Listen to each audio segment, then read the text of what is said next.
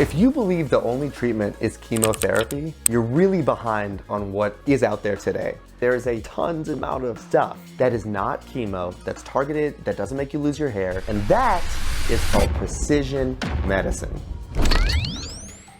If you've heard about cancer and treatments, the chances are you think about chemotherapy, poison, being sick, losing hair, getting nauseous and vomiting. There's a reason that has perpetuated for years, and that's because that was the strategy. It was not precision. It was a shotgun approach. So there's no doubt chemotherapy today does still work. But when we talk about precision medicine, what we mean is, imagine going to a circuit board in your house, right? And you have to figure out, you bought a new house and you have to figure out which, breaker goes to your bedroom. If they're not labeled, it's very tricky to know which one is where. It's annoying, right?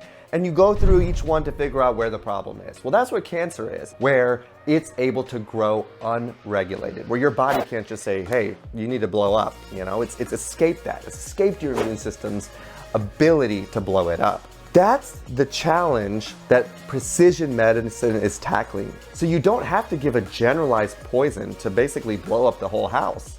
Let's find out which switch is the one for you specifically that's the problem.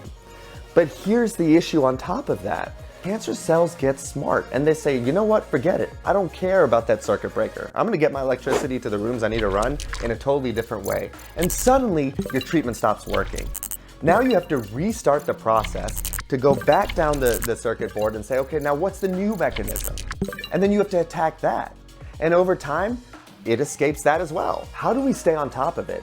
Because a lot of experts say, if we can't cure all cancers, it can potentially become something we live with and die with, but not die from. Why? Because if we can keep finding out that new switch and giving a new therapy that isn't poison, that's precise, then you can keep people alive for years and years and years without the toxicities of the older stuff we used to use that works, but at the same time is precise so it doesn't poison everything and keeps the cancer under control. One of the most important things is the word data. When we talk about data in cancer, we primarily mean two things. We're talking about the data on the cancer type itself, your specific cancer. Because it's not enough to say, oh, well, I have colon cancer. Why do you need the data on my specific tumor? Because of all the switches we talked about and knowing which ones are the ones that got flipped. The other part of data is when we talk about you data, that means what are all of the different enzymes, basically the stuff on how it's gonna affect the treatment. Does it give you 80% of that treatment? Does it give you 10% of that treatment? That's a you thing, because even if there's another Indian guy who looks a lot like me, he may only get 60% of that treatment value from how fast he clears it if I give it to him versus me who might get 90%.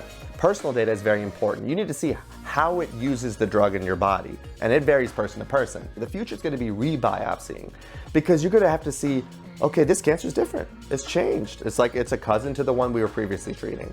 There's a company, Xcures. They're using artificial intelligence to look at that data on your tumor and see if anybody else in the country or the world is benefiting from a therapy that attacks the same switch that your cancer may have.